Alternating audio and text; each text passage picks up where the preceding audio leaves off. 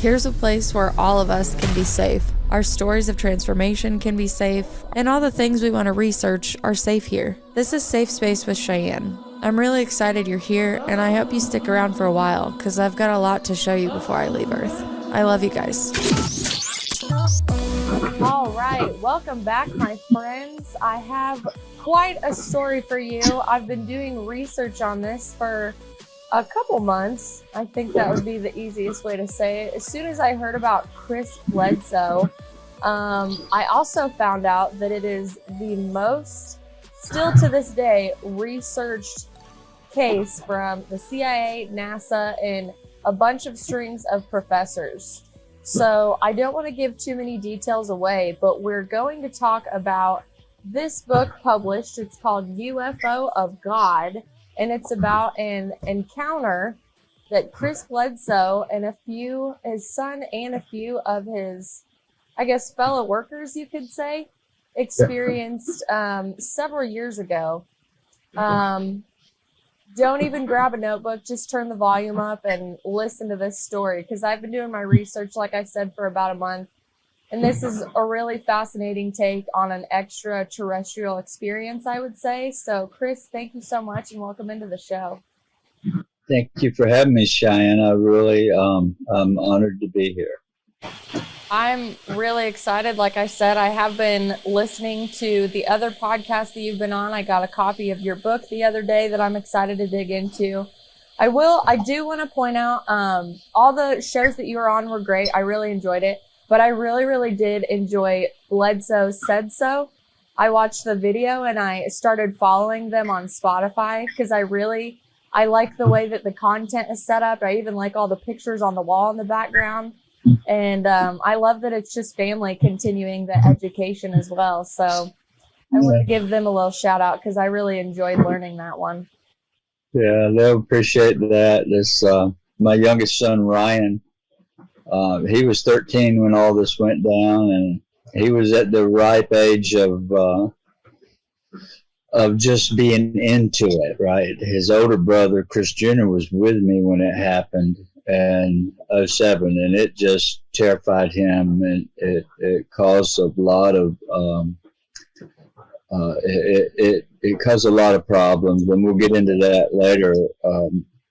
And his brother Jeremy, he was at like 15 years old and into girls in school, and it just really affected my whole family. But Ryan was that guy that was into it, right? And he was always right beside me, wanting to learn and study, and he's just continued on. Now he's be 30 years old shortly, and he's doing real well with that podcast. Well, I'm happy to hear that. It's very entertaining. I really am excited to get into the other ones. I got snippets of the other ones I was listening to, and then I had to go back to my research because I knew I was going to be talking to you soon.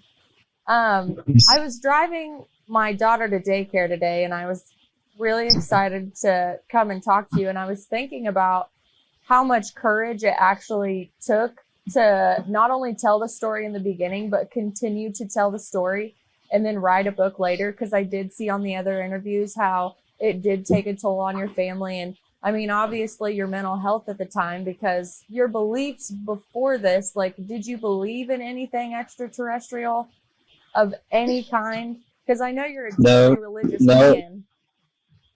Yeah, in those days I was, well, still to this day, my family, I married a Pentecostal holiness girl, which is deeply religious, and we'll be married 40 years this year in June. Congratulations.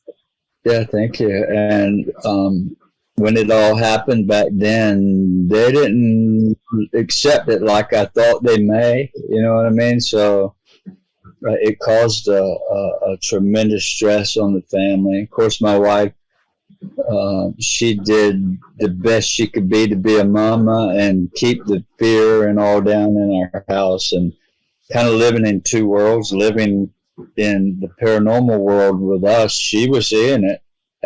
After I came home, within a few days, it started appearing in the house, and she had to live in two worlds, into the Pentecostal holiness and be hear everything and try to be that normal mom and bring her children to church and then come home. And so it was quite, it's been quite the journey, I have to say.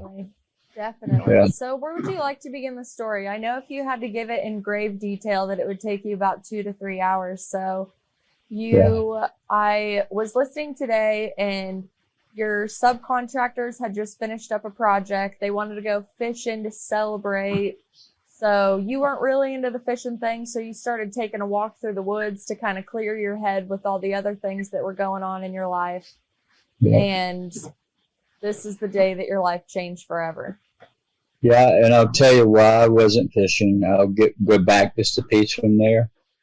In 2001 is when it all started south for myself and the family. We were I was a home builder. Had been in business almost 20 years, building houses, and we were one of the biggest in town, building 100 homes a year, around that average. And when 911 happened, it destroyed the building business. The market in our town is a VA market, Fort Bragg.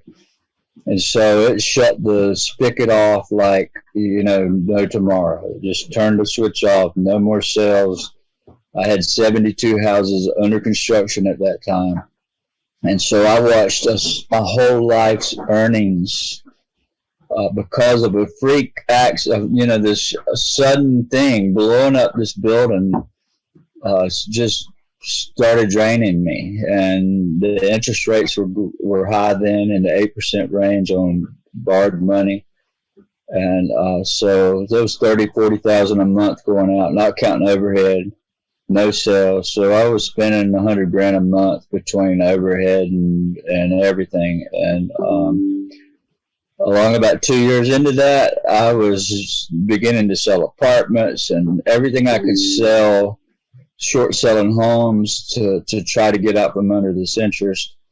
And I had been dealing with IBS since I was 22 or 3 years old, 24, and it turned into what they call Crohn's disease. And it irritated that condition so bad to where I began to deteriorate, where I couldn't get out of bed. So I was at the bottom of my life, unable to work, sick beyond what dealing with life was tough. I mean, I was like in the restroom 20, 25 times a day. That's what Crohn's disease is about, when it's really bad. And so I had to sell everything I had. I've lost everything I own. I'm 46, and I'm fast forwarding to 2007 now. So all that happened from 01 to 07. 04, I had a near-death experience. In the hospital, I was completely covered up from head to toe with a sheet, and I came out from under there, and I saw my wife crying, and the doctors walk in the room, and but I came back from that. So I just wanted the viewers to know where I was suffering beyond what any, it was just that bad. So my state of mind was depression, but I faked it. I hid it. I had to be a dad. I had to raise these 4 children of mine. My little girl was 9, 10 years old, and 3 boys, and trying to be a husband. And so we're going to start at 2007, January the 8th, which is ironically, Elvis Presley's birthday. I'll never forget that. Because when a lady called me and said, I saw it that night, and what you saw, it came over my daughter and I thought, first thing I thought was Elvis Presley's Come Home, because she reminded me it was his birthday. But so January the 8th, the subcontractors had traveled back out of town right after Christmas. They went to finish this project. They come home with a check. and had finished the punch list, and it was midday. They called me and said, "Let's celebrate, boss. Let's go fishing. What do you say?" Well, my wife was out of town with her mother, or with her children, with our children, all but Junior. Junior was with me, Chris Jr. He was 17. And I'm like, "Son, you want to go fishing today?" And he said, "Sure." So they came in, cashed their checks. I picked them up with my truck. It's the only four-wheel drive truck.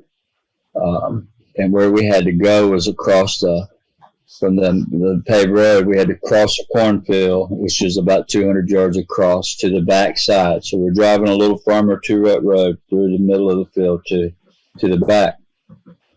At the wood line, when you get to the trees at the back side, the road goes downhill, due east to the river, and then turns and parallels the river.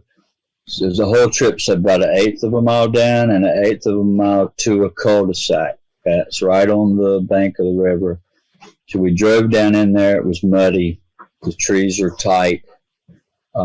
We arrived in this 1-acre grassy cul-de-sac where there's a picnic table and a little beach to fish on the river. And the river's not very wide, about 60, 70 yards wide. I wasn't into fishing at all. Nobody had a clue how bad I was suffering, mentally and physically, the whole thing. And so I just did what a organizer would do. Being a foreman on jobs, I was always organizing people. So I got them fishing. I got them settled. My son was sitting on the shore right beside these three guys. They were grown men.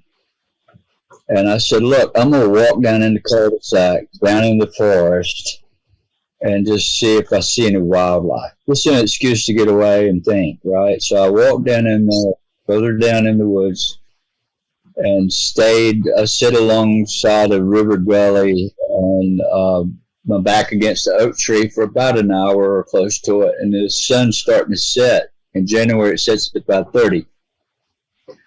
So I sat there until it started getting dark in the forest, because of the canopy of the trees. It gets dark quicker in the woods when you're in there. And the sun's already down below the top of the trees. So I made my way back out to where they were and said, "Look, y'all want to go home?" I was ready to go home. I wasn't having fun, right? But they're like, "No, boss, we want to fish some more." I said, "Okay, it's going to get cold tonight. We better get a fire going." So they stopped, laid their poles down, went around that grassy cul-de-sac. This is kind of a round pie-shaped cul-de-sac. Around the edge, picking up all the dead tree limbs we could find, and it had a big stack of wood. Got a fire going, and their feet were facing the river. They were sitting right on the river bank, and the fire was behind them, so they were between the fire and the river. I left there about 10 after 5. I told them, "Y'all have fun. I'm going to walk up to the entrance to the field where we came in, to the gate, which the gate's right at the top of the hill, right at the wood line." And so I left walking and made my way up, and it was kind of dark going through there, the sun setting. When I made the curve, the first 1/8 of a mile, I turned and started west. Now I'm looking up at the gate. It's up there about 1/8 of a mile in front of me, up at the top of the hill.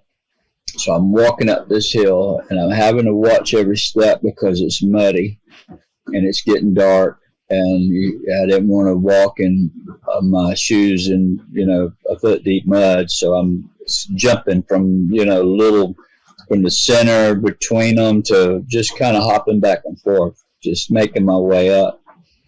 I got near the top of that hill, about 20 feet short of the hill. I began to see what I thought was the sun setting.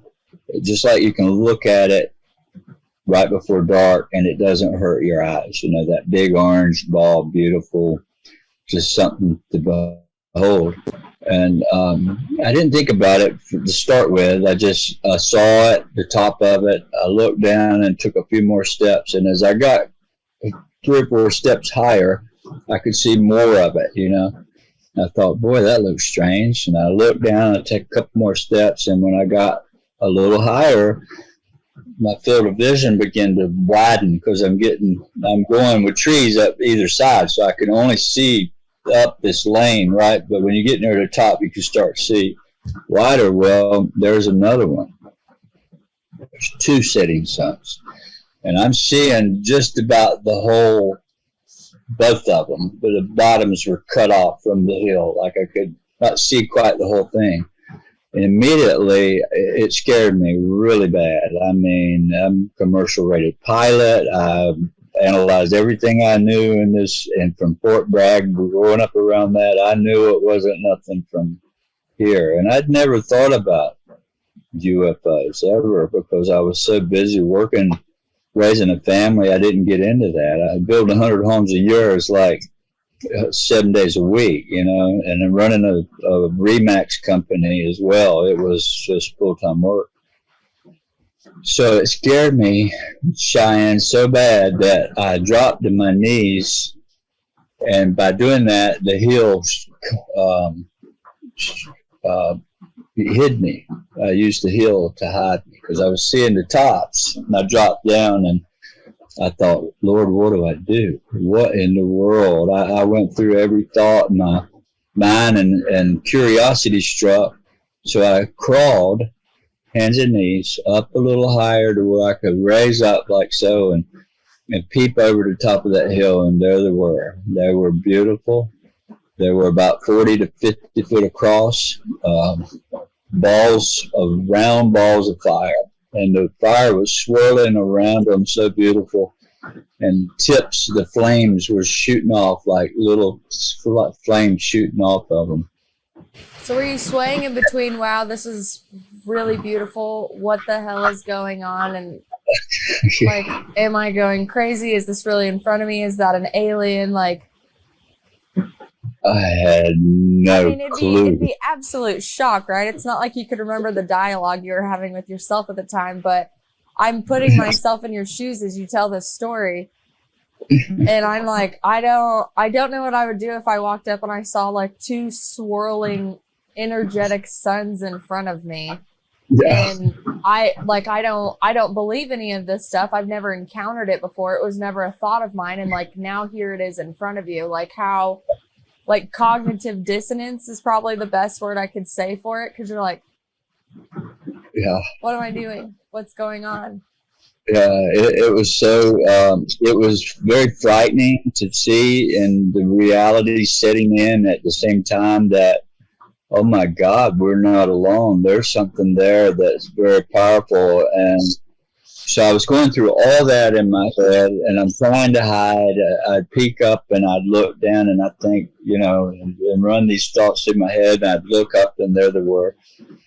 And so after a few minutes of going through all those emotions and thoughts, and I'd look and I'd hide and I would think, and then I made the decision, it's time to run. That's what I thought. You got to go from here. My son is down there behind me about a quarter mile, and I don't know what's about to happen. I'm going to him. And that's all I could think about. So after I made that decision to run, it wasn't until I actually made the move to run when I got the shock of my lifetime. This is when it hit me. I raised up one last time, and I turned. I'm already turning down the hill to run. I'm in the motion, right? I'm standing up. I made the plan. I'm going to run. So I'm facing uphill. I turn my body downhill, and I look over my shoulder one last time when I raised up to see if they were still there. And they were. And what happened at that very second, when my brain said run, a third one above me and out in front, where I could see the 2 there, and up here, a third one appeared, exactly like those 2. And it appeared so fast and shot down beside them other 2 that It was mind-boggling. With a split second, it's beside the other two. And at that very moment, I knew I was on their radar. I knew my hair was standing up right now. Every time I think about that, I knew they saw me. I knew that they had something for me. And sheer terror set in. And so the next thing I remember is I'm running down the hill. Not really down the hill, the last 50 yards or so. I could see them standing, and the fire now is a little small. There's 3 men looking down at the fire, not saying much. And I ran up out of the dark. I was within 20 or 25 feet of them before they saw me because it's so dark down there. And I'm like, oh, you guys won't believe what I just saw. I thought 20 minutes had passed is all. First thing I hear is, where in the world have you been? And those weren't the language they were using. It was a little more explicit, right? They're like, where have you been? I said, what do you mean? I was confused. I said, what do you mean? I was just up at the hill. I hadn't been gone 20 minutes. They said, no, you've been gone all flipping night. And that wasn't the words they used. And so I couldn't compute what they were saying. You couldn't have made me believe over 20 minutes had gone. And I noticed right away Junior wasn't there. And so within a minute or two of me arriving to where they were, and there's no more wood, the fire is down to just coal's good, and Junior's not there. I'm like, where is Chris Jr.? They said, well, we took the truck, 2 of us, and took off looking for you about an hour after dark when you were gone. We've been looking for you. Somebody stayed at the fire, and Chris Jr. went back in the cul-de-sac in the woods where you had gone earlier that day. And I thought, oh my God, he's gotten in that forest, and it's huge. It goes for miles and miles of big river valleys. He's lost in there. That's all I could think. I panicked. So I ran to the back of the cul-de-sac, and I'm shouting for him. Nobody answering. Finally, I'm tearing my way into the forest. And when you get into the woods around here, it's pretty open because the canopy from the trees shade the ground and not a lot of weeds and stuff, although there are in places. But along the edge, it's real thick. And so I'm going through this thick first 10 foot of stuff and calling for him. And he finally, I hear him, and he comes up from under that stuff. What had happened was, and when he comes up, he's crying. He's like, Daddy, where have you been? I'm like, what do you mean, where have I been? He said, you've been gone all night. I've been looking for you. And these creatures, they had me paralyzed. I couldn't move. And I'm thinking, oh my God, what is he talking about? I said, well, I've only been gone 20 minutes. He said, no, Daddy, you've been gone all night. And so I actually took him by the arm and we walked back to the fire. But what he described was the road parallel in the river was 1/8 of a mile long. And he was at the back of the cul-de-sac. So he could see I would say it was probably 60 yards of cul-de-sac plus 1/8 of a mile of road. He could see all the way down to the creek. And 2 red orbs crossed the path way down there while he was back there calling for me. And he saw them go across the road.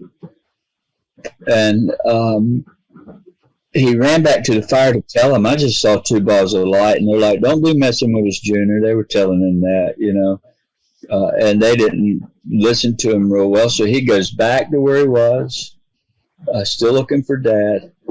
And he's looking down that cul-de-sac. They came back out of the riverside and come out on the road. And now they're coming to him. They're floating down the road that whole over 1/8 of a mile towards him.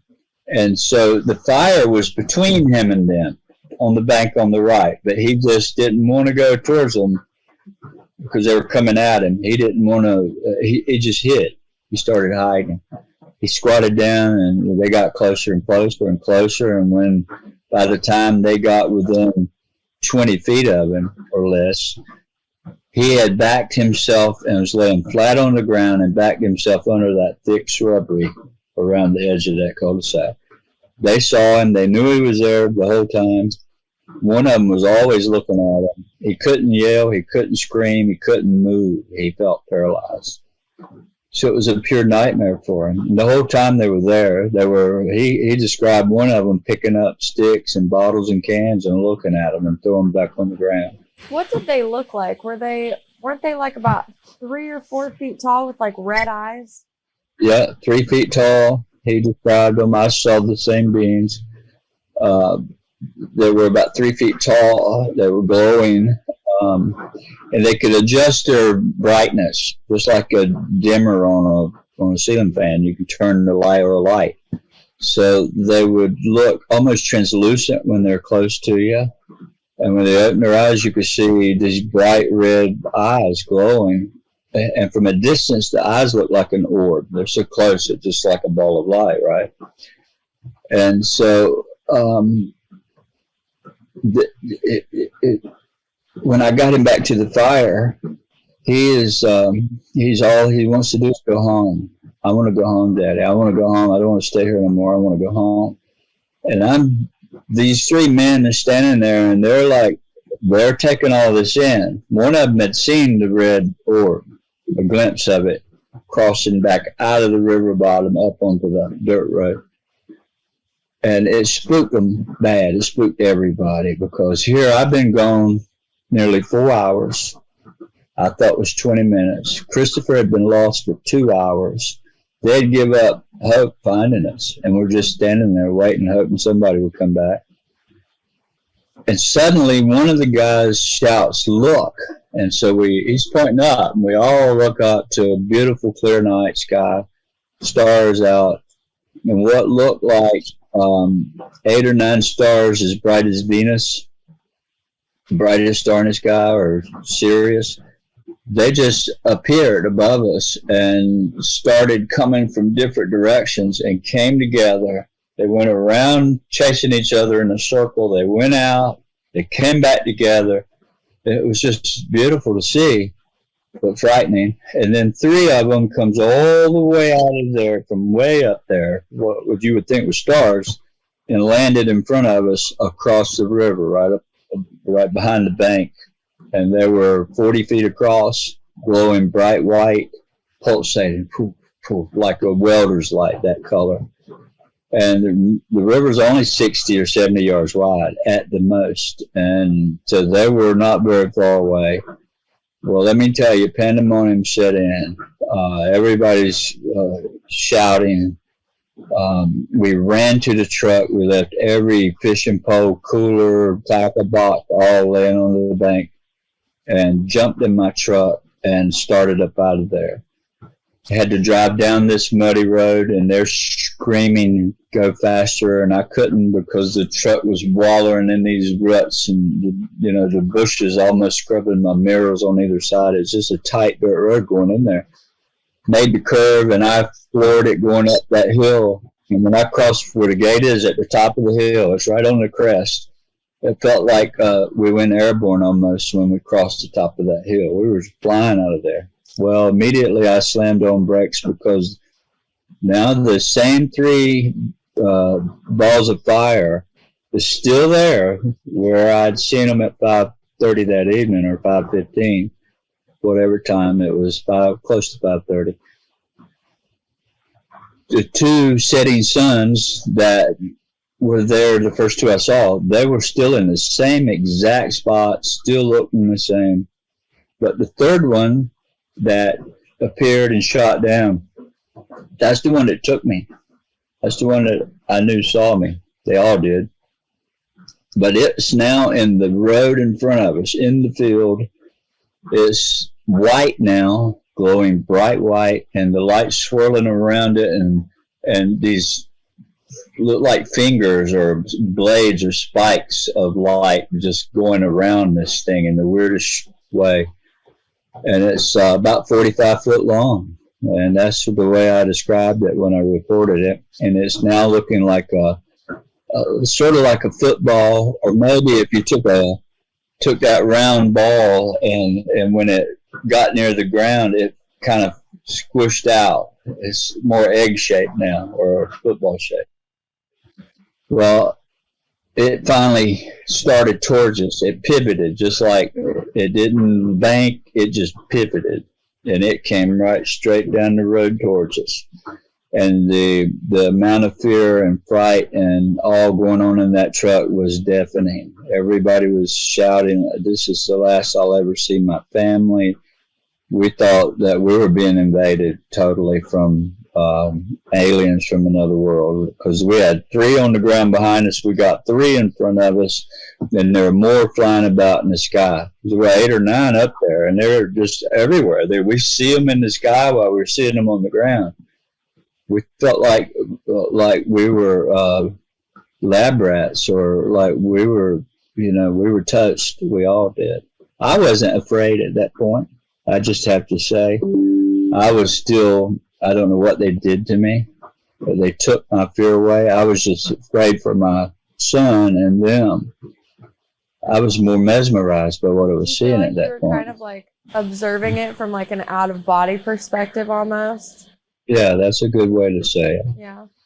So we finally, this thing gets towards us, and it's gaining altitude, and it went over my truck. I had the sunroof open, and I could have shot it with a slingshot and it hit it. That's how low it was when it went over. No sound, just brilliant, blinding, bright white light.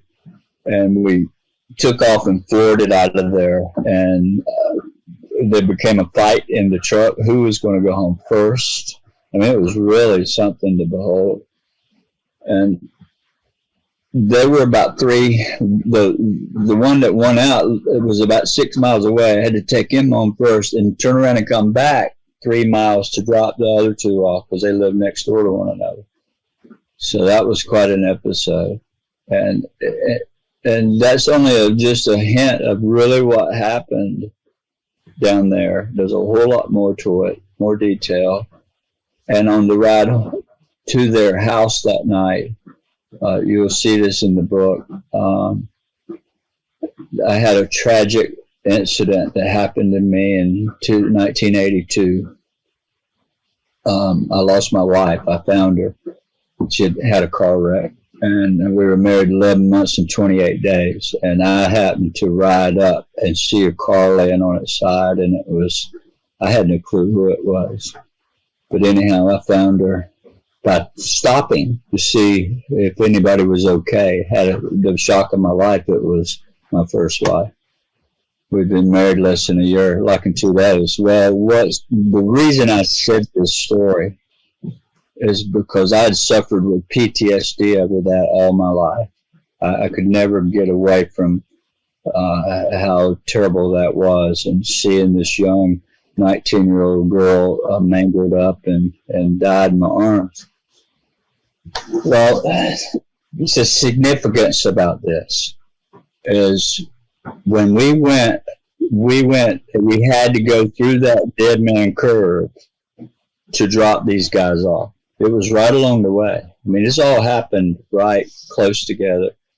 And as we were approaching this curve, you have to go through it at 35 max. That's how sharp it is.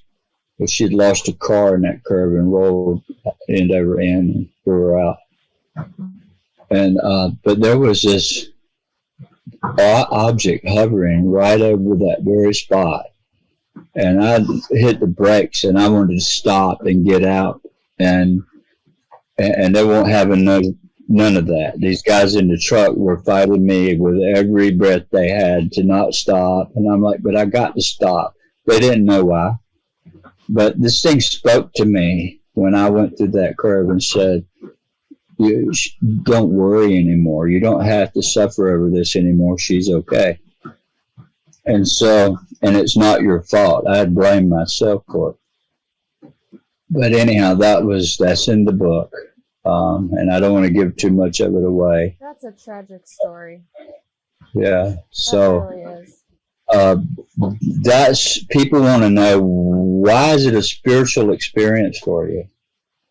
Why did it turn into such this type of experience? Well, it's always been that way, because suffering from Crohn's disease.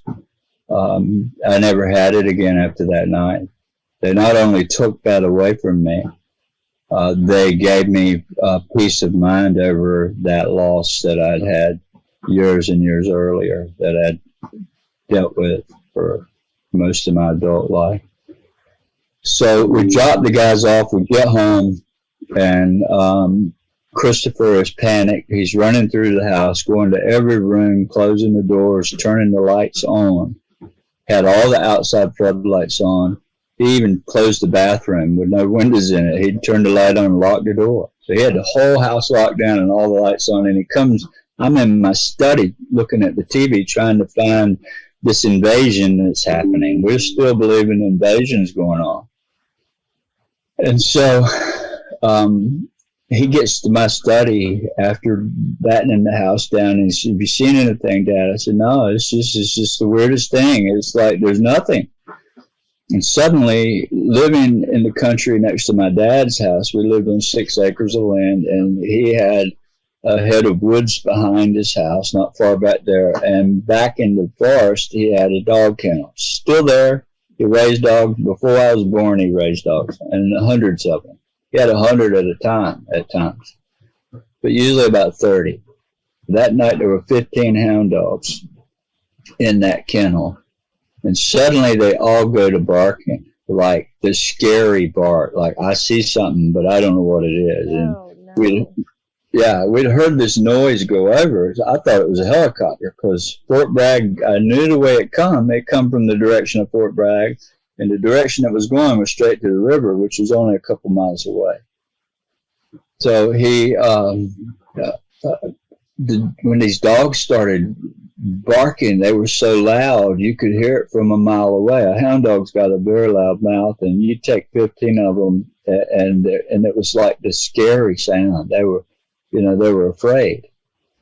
And so Christopher and I began our hair standing up, like, what in the world? And the only thing I could think of was not UFO anymore. Was, oh my Lord, my dad's got a pretty big garage right by the dog kennel.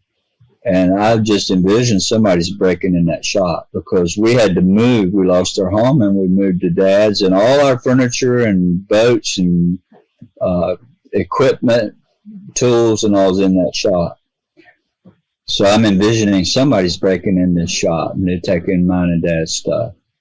So I said, "Junior, we got to go see somebody's got to be breaking in the shop." And he said, "No, Daddy, don't go out there. Please don't open that door."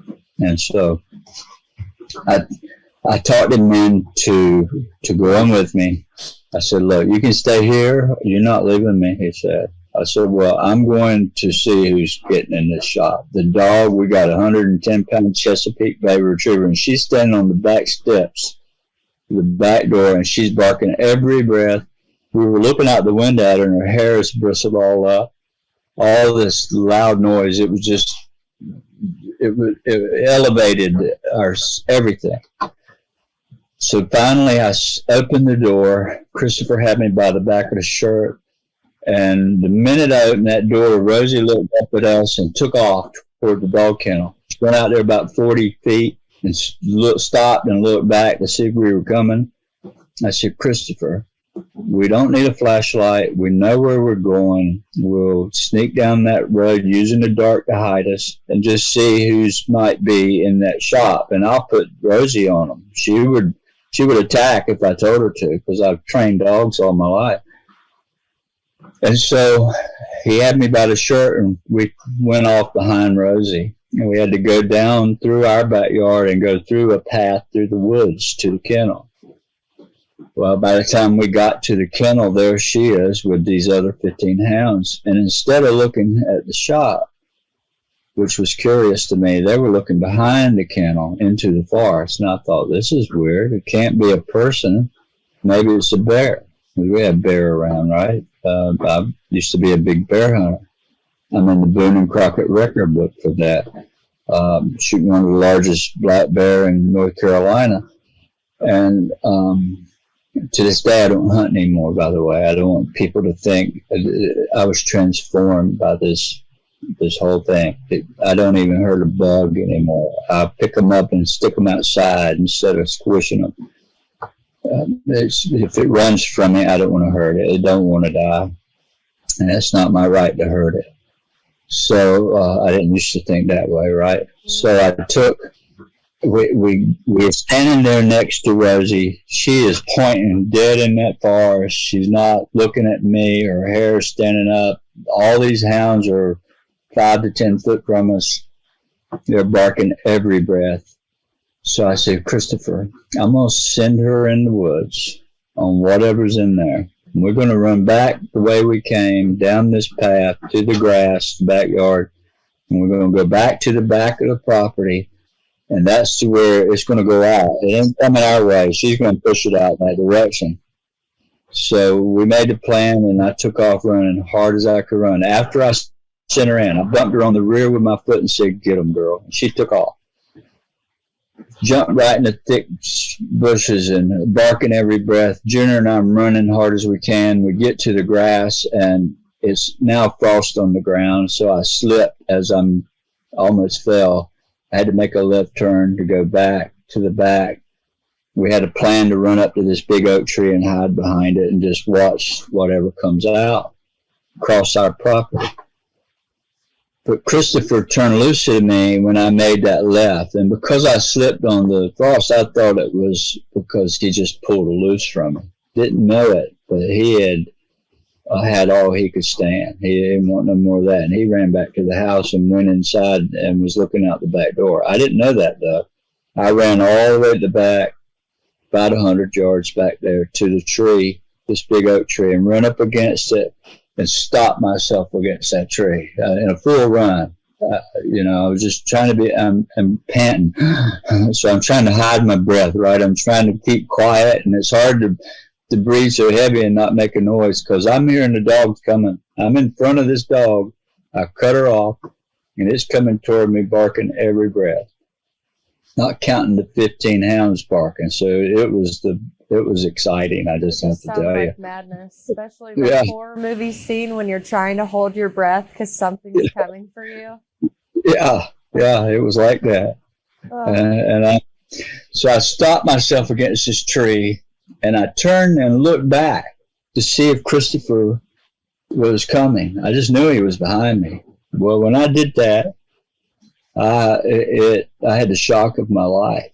There behind me, undoubtedly this thing chased me back there, and I didn't know it. Was standing within 4 feet. I could have leaned forward and touched it. And there was this 3 foot tall, same entity Junior talked about, 3.5 feet maybe. It looked like it had a glass outer covering. It was so shiny. It was brilliant and gleaming. And it was glowing the color of the moon, that soft glow, white. But it was shiny. The outer appearance was like gleaming, almost like gold or some polished stone would have gleamed. And underneath that glow, a bright, I could see what looked like a triangle on its chest right there. And that was very important, a piece of information when I reported that. That, along with some other details, is what got the U.S. government involved and the Vatican and everybody else that has come here. So I didn't want to get closer to it. I got my hands on the tree, and I dropped one to look back, right? And I'm like, oh, my God, I'm dead. That's what I said. So I kind of eased closer to the tree and turned and had my back against the tree, trying not to get close to it. And I said, I surrender. I just told it that. I said, I'm sorry. I mean you no harm. And I heard this voice. It was like thunder, almost, this ring in my head. And it said, you don't understand. We're not here to hurt you. We're here to help you. And about that time when it said that, this dog comes through. It's coming. I'm still hearing Rosie coming. All this happened very quick. And as soon as she broke out of the bushes, this being just completely vanished in front of me. And so I ran, or trotted. I didn't really run. I'm trying to get my energy back because it all left me, everything. I was almost shot myself. And I made it back to the house. And I didn't want to tell Chris Jr. what I had just seen because he had had enough of that night. And but I will say when MUFON came and they did their investigation, that tree had started dying, limbs falling off of it, and they detected this. They had evidence that they found and sent it off, and it came back a very unusual evidence, and so that was never presented. A friend of mine named Norm Gagnon, he was a Star Team investigator. He had the information, but they wouldn't let him use it. That was his job. So that was basically, there's a lot more. We didn't end up staying there that night. We left and slept in the middle of a big hayfield in the trot with it running so I could see every direction that night. Well, I can't blame you for that after that experience. I do have a few questions. So when you go to report an extraterrestrial experience, who did you first report it to then eventually get like the CIA and NASA involved? Well, keep in mind, when I came home, my wife wasn't home. She didn't get home till Friday that week with the kids. And when I started telling this, and I'm not feeling sick anymore, right? Mm-hmm. Well, it terrified her and the rest of my children so bad, and they were so little. I didn't think about all that. I just had to tell it. And, well, I got shut down real quick. Mom trying to keep, some kind of sanity in the house, and I was mad at her. I didn't realize what she was doing, but anyhow, she was doing the right thing. And suddenly the whole church community starts coming to my house, sprinkling holy water on my property, walking and praying around. They just knew the devil himself had appeared in front of me. And I was asked to never speak about it again if I wanted to continue going to church, which nobody was going to tell me that I wasn't going to talk about this. What happened, I had to tell it. But I listened to him for the first 10 months. Again? I said, especially since you were, like, your Crohn's disease was healed from this experience, and they're like, no, don't talk about it. Right. Yeah. They didn't understand. And to this day, a lot of the churches don't get it. They've been told it's demonic and they have no clue. They just hear some guy hand it down. I mean, it's not in the Bible. They've just been told by this one and that one for 2,000 years. And it's, you can't go there. You can't touch it. It's demonic. Well, I tell you, I don't believe that. Not for 16 years I've been involved in this and studied more than anybody in the world. That's not by me, that's by government officials. But to get back to what you asked there, I didn't talk about it. I actually went in depression. I felt like I was being stifled and not allowed to speak about it again because the church put pressure on me. My wife did to keep the kids sane, right? But yet I was still, the phenomena started appearing in the house right away. It came into our house. The old would appear in the house and flash, and these shadowy beings would come out of them and walk through walls and stuff. My wife was seeing it. The kids were seeing it. And finally, October of that year, 10 months later, I had applied and got internet. I didn't have any money, right? I couldn't feed my kids. I had to apply for free lunches at school. That's how bad it had gotten. So we got internet, and I started seeing the UFO files and saw this guy there named Stanton Friedman that was a nuclear physicist. I thought, wow, if this guy can talk about it, I'm going to. And he mentioned this outfit called MUFON, never heard of. So I Googled them and found their report your incident page, and I wrote it out. This was in October of that same year. 10 months later. And I went to hit send, and I thought, if I do this, I may lose my family. I've been warned not to talk about this, so I'm not going to do it. And I waited. I was afraid I would lose my family. So 2 weeks went by, and I agonized so bad over it. I said, I'm gonna hit send, and I did. And I thought the relief come from me. At least I got it off my chest. Somebody will hear it. Well, immediately, within a day, I get a call from California. We got to come see you. I'm like, oh, no, you're not coming here. I just wanted to send the thing in. I didn't mean to have people come to my house. That would be bad. So I told them no. That was in October.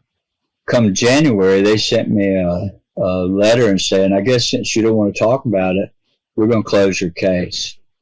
And that hit me pretty hard. I said, no, I got to talk. I got to speak to somebody. This is going to kill me. I can't sleep. I'm having nightmares. My brain hurts. I fall asleep. I would pass out if somebody asked me any details, because whatever they did to me would cause this tremendous pain and headache, and I would actually pass out. So they came in February or March, late February, early March. And by June, they had convinced me to do a Discovery Channel show. We're going to vindicate you. This will be great. Maybe your neighborhood and your community and your church will understand, this is vindication. We're going to tell them you really did see this. Well, that was the biggest mistake I had made. And they actually they did a hit piece on me and tried to make me look like a liar.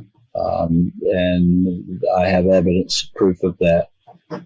And but what happened was, to answer your question, when I reported it, when it went in the database, the government knew about it immediately.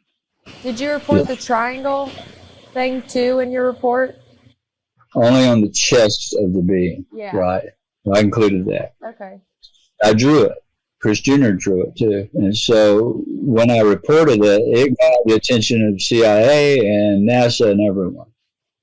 So by June of or July that year of 2008, Ryan from Bledsoe Said So calls me. He's at home. He's just 14 years old. Dad, there's this giant of a man here from NASA. He wants to meet you. And we were definitely afraid of government at that time, because the MUFON gang came in and warned us, the men in black will kill you. They'll get you. You stay away from government. They're dangerous. So we were programmed with all that stuff from this UFO crowd right away. And so my family was afraid. NASA's coming. Oh, my God, the men in black's coming. It was on the television back then. That was when the movies come out. So I didn't want to talk to the guy, but I said, Ryan, tell him I'll be home in an hour. I'll, stick around. And he did. And he's like, we want to talk about that little being with the triangle on his chest. Tell us more about that. And that turned into a 11-year friendship with one of the oldest ranking guys at NASA. He was there in 1956 before it was NASA. And he ended up, my children loved him. For the first couple of years, we were afraid of him until we started having more government folks coming. And we finally realized, Cheyenne, that it was the people. It was the UFO world. It was the community. It was the churches. It was everybody that was giving us a problem, but it was not the government people that was giving us the problem. They were the ones trying to help the family understand what happened. It was that guy from NASA that went to my dad's house next door, knocked on his door without me knowing, and flipped his badges out and said, Lord, you got to believe your son. So that's really contradictory of a lot of the stories that you will hear, because I have heard the horror stories of the intimidation of, like, sign this NDA, don't talk about it. If you do talk about it, we're not really sure what's going to happen to you or your family. So the fact that you do have a positive story about the government coming in and being like, we want to help you understand this. Yeah. It also makes me super curious of the information that they actually have on the being with the triangle on its chest. It's just like in anything in energy, they say, like, if you want to, you know, picture the protection around you, a lot of people picture a glowing orb, but the best conduit of energy is a triangle, because you're going to have that base, and then shooting it up, you know. You don't want to get in the Great Pyramids, right? Like, understanding energy. But as soon as you said triangle, I was like, I mean, they are 10 times more advanced than us. That's probably why they keep us out and, you know, can come down to the density that we are on Earth. But I'm always so curious, like, were they able to divulge any further information to you of, like, oh, yes, we have reports of crafts that look like this or beings that look like this? Like, were they able to do that, or were they just trying to kind of help you get your mind back at the time because your frame of reference had kind of been broken from your experiences? Well, it was all, my whole world was turned upside down. All this is new, right? And I ended up, if you read the book, this is just touching the tip of what happened and where it has gone in 16 years. Yes, to answer your question, I learned a lot. I've been in mission control. I met the general that ran NASA when I was there. It was a lady. I sat in John Glenn's chair in the astronaut crew quarters, and there has never been but 300 people in the history of that facility ever been in that building. Only one U.S. president, no congressman, not allowed, but yet they opened the facility for me. And it's in the book why they did that. Nice cliffhangers. Say again? I said nice cliffhangers. Yeah. Like, all right, it's the book. Good to know. I'll get my answer when I get to that page. Yeah, it's really incredible why, and you'll learn a whole lot. I can tell you that the triangle, wonder why there are pyramids, wonder why there are symbols with a triangle with a circle around it. Wonder why there's a snake chasing his tail with a triangle in the middle. Wait a minute. They had the snake eating its tail? What is that called? Well, I'm just saying, wonder why you see these symbols that people wear on the lapel of a snake. Like in the triangle being. I'm like, holy crap, that is a very ancient symbol. Well, all that coincides with this being and this triangle on his chest. Because he told me, I asked the beings never quit coming. Last night I took 34 videos. 34. The night before, 39. The night before, over 40. And one of the ladies that's in the book, her name is Sharon. You'll read about her. A miracle happened with her. And she came. She came last night, her and her best friend. And the 34 videos we took last night, 2 were in the air. So 32 of them were ground level orbs around us. They're not just in the air. They come out of the forest. I had to throw that in there. So it's an ongoing thing. That's why the government has, I've worked with them pretty much, many different agencies. Let's not say the agency, although they sent people here, but individuals from different agencies, representatives from many, many places. They're still coming, even greater, and it'll come public this year. There's, let's just say, come June, July this year through August, I think everybody will get a new understanding by television, a lot more about this and about what's going on here with me and my family and my children. You'll get to see it live, filming of it. I can't say anymore, but disclosure is fastly approaching. There's no going back, and it's just the beginning of what's taking place as far as studying this phenomena. It's just going to get better, and it's exciting. I don't claim to know the answers at all, although it's always been a spiritual thing, even though it scared the daylight out of me. To begin with, it turned into a spiritual experience. I was praying, Lord, help me. That's where I was when I was on the river. I'm crying out to God, help me. I can't feed my children. I can't work. I'm sick. What do I do? And that's when they came, when I was at the lowest point in my life. And they still come. They're still here. I have a conversation with them. I go out and I ask for them to come, and here they come.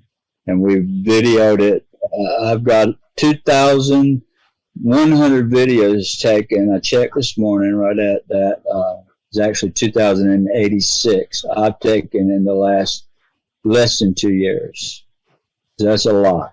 And not all by myself. A lot of people, government witnesses, scientists, academics.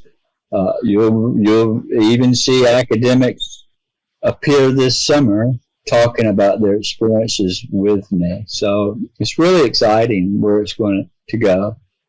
Did I read somewhere that you acquired healing gifts after your experience? Well, I don't like to say I have acquired it or I have anything. Like, you have magical powers by any means, but I always believe we're all conduits for the divine, right? Like we're all channels to be worked through. So after your disease was miraculously healed, were you able in any facet of your life to be able to, kind of channel that divinity healing powers onto any other experiences? You don't have to go into detail. I was just making sure I read that correctly, that you had experienced basically heightened clairsenses after the experiences that you had. Well, I'll leave a little cliffhanger in the book. You will. Let's just say word got around because of and the only way I found out was I had a Labrador retriever. Her name was Nellie, and somehow or another she had gotten injured, and a gash across the side of her neck was about 2 inches long and very deep, and she was bleeding to death. Blood was shooting out of her neck everywhere. There happened to be a researcher there that day when it happened. She bled all over his legs when she walked by, and she ran in the house, and I tackled her on the floor. I had to run and get her. When I saw her bleeding, and she was laying beside us, straight up blood everywhere. And when I brought her out of the house, blood's greasy on my laminate floor. It's real greasy, so I'm slipping and sliding. I get her out and I lay her on the concrete. All these witnesses there. And I knew she was going to die. I just knew it. There weren't no dog veterinarian within miles. I couldn't get her nowhere close quick enough to save her. And I had my hand pressed on her neck and blood coming up through my fingers, and I put pressure. And I looked up at everybody and said, "Oh my God, what do I do?" And everybody's like, there's 6-8 people there. It's in the book. And I just raised my head to the sky and said, "Lord, help me." And immediately it disappeared in front of everybody. And that sent ripples through Washington. And it led to me being called by people that you'll read about to downtown Washington, to one of the elite families of Washington. In fact, I made reservations yesterday to go there, back up there to spend a couple of days with he and his mom, and my friend Jim Simivan that's in the book. He wrote the foreword. He's head of clandestine operations for the CIA for years. He was one of the top guys there. but it was a friend of his. A young boy was dying with mitochondrial DNA disease. He could not eat, never could eat, threw up profusely. He's now 12 years old. He's got a feeding tube. He was given a Make-A-Wish. He was President Obama gave him his Make-A-Wish in his Oval Office, sitting on his desk. And he wanted to be an Army man, so they let him play in the Pentagon basement with Delta Force type people, and he's in the book with Mike Morrell's book. I think it's called The Great. I get the name of it, but little Brandon's in that book with his exactly what I'm telling you, playing in the basement. So I got a call. It was 4th of July 2015. Can you come to Washington tomorrow? We got a child that has no hope. They've exhausted every means they know to help him. And we just hope maybe you can. They had heard about the dog. And so I'm like, can it wait to Monday? It's like Thursday, and 4th of July is this week. My kids are coming home from college, and we're going to vacation somewhere. And they're like, what matters more, this child or your vacation? So you got me there. This is all in the book. So they flew me next day up there, and I met this most courageous, beautiful young fella.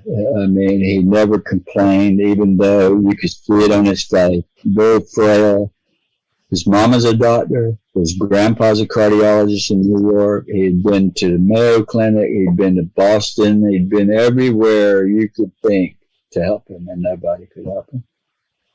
And I was terrified. Lord, what do I do? How did this happen to me? I don't know what happened to my dog. I don't know why this dog was healed. I don't know how to heal this boy. I don't know what to do. But I agreed to go. And I sat there in his house with his family. We had dinner. They're beautiful people. I love them to death. Become great friends for life. And I sat there, and they really wanted to hear me tell my story more than anything. And I told it, but the whole time I'm sweating. What do I do to help this child? And something just said, hug him. And I did.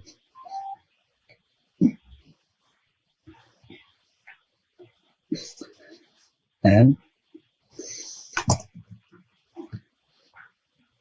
he's a junior in college now, starting.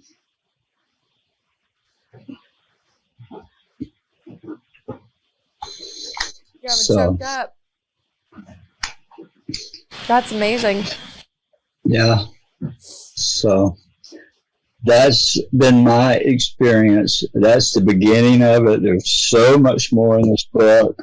16 years of this. And the lady that was here last night, she experienced 2 miracles with cancer.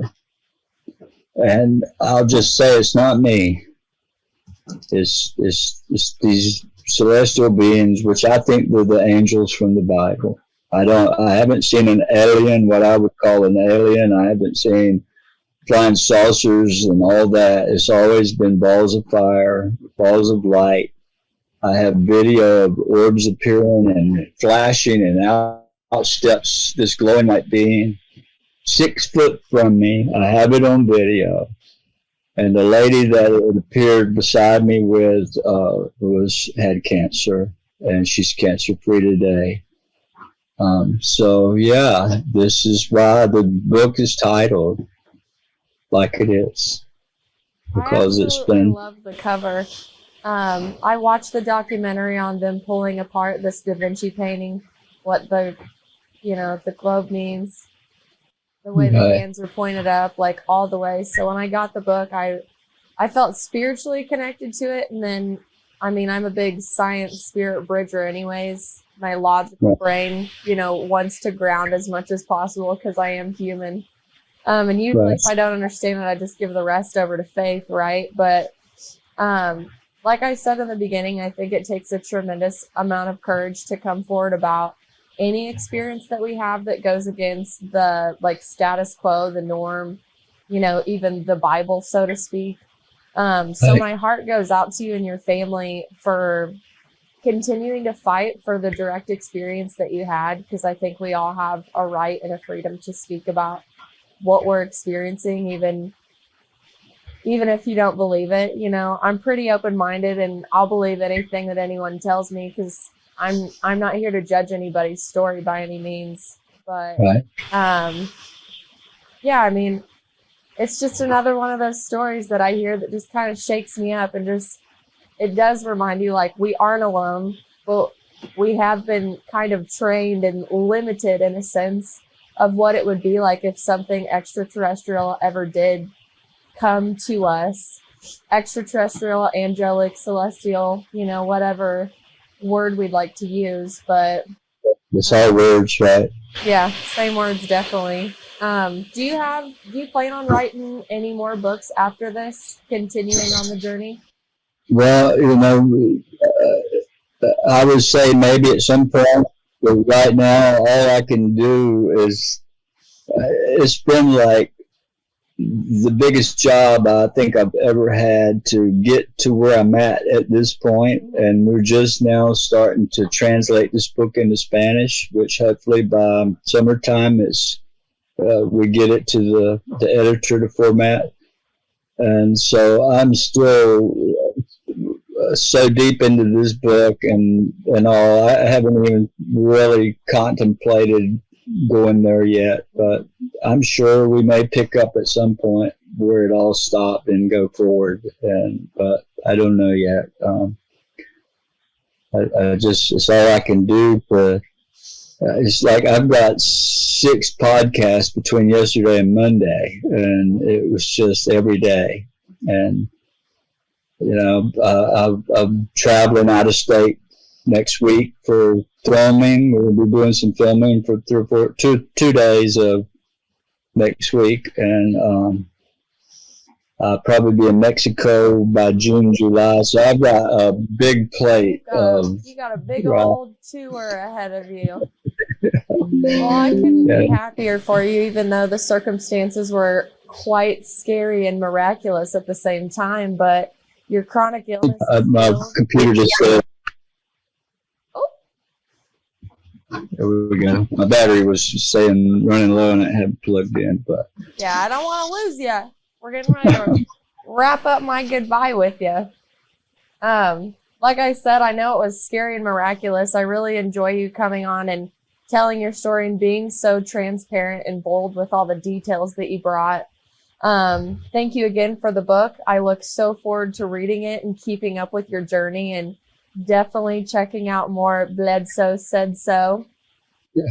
Yeah. So beautiful. I really just wish you all the best of luck in everything that you're doing, because like I said, I think it's courageous to talk about this. And I mean, there's been so many UFO sightings lately, right? Like just everyday people. I remember a news report came out the other day where they like caught even like pictures of the Aurora Borealis, like from photographs in the Midwest. So there's something definitely coming. The disclosure you said is coming. My heart goes out to people that don't want to break the tunnel vision that they have in, and understand that there has to be more out there. And yeah, I mean, I can't thank you enough for coming on and sharing your story. It's powerful, and I'm just so grateful I got to meet you. Yeah, same here. And look, I'd be glad to come back on your show. You want to have me on? You know how to catch me. Just send me a note, and I'll share my email and all with you here in a little while. You can just call me direct or whatever. But I appreciate you. I appreciate this interview's been great, enjoyable. Not all have been right, because sometimes I'm left trying to talk with no direction, but it's not been that case here. And so, well, I'm happy to hear that. I want it to feel just like a conversation amongst friends. Like I'm learning from you, and if you pick something up from me, that's super cool too. Yeah, absolutely. But well, before we get off here, I do like to end my episodes with music. So I have about a 20-second clip from a Goose concert I did back in November. I don't know if you're going to hear it on your side. So if you just give me a minute to play this sweet little clip of one of my favorite bands for the audience, and then I'll grab that email when we're off the record. So now all of Spotify and YouTube has your contact information. Also, let me say this. If you're interested in the book, you can get it two ways. You can get it off of Amazon, or you can go to my website. My website is UFOofGod.com. I got lucky and got the same .com as my book title. Very nice. Yeah, awesome. But on there you will see we're building this website. It has a link to Amazon there, but it also has testimonies from government witnesses and friends and academics and a lot of other interactive stuff we're going to put on there. Before we're just slowly building it, but it's a great. You can find my social media, Facebook, Instagram. On Instagram, I post videos. Like I said, I have thousands, but I put about 50 on there, just different ones for people to see. And we're going to be releasing more on there as time comes. I'm glad to keep up with you. I'll be adding you to all of my stuff. And my listeners know, if you go to the description box on YouTube, Spotify, Apple, Google, wherever you're listening to us, all you got to do is hit the description. You'll have Chris's story. You will have links to all of his social media that he just recommended, his website to see the testimonials, and definitely the Amazon link to buy your copy of UFO of God. So yeah. Thanks again. And yes, you are more than welcome to come back on my show anytime. I'll be happy to reach out and check on you. And then when you want to come back on, tell me about all your trips and all your adventures.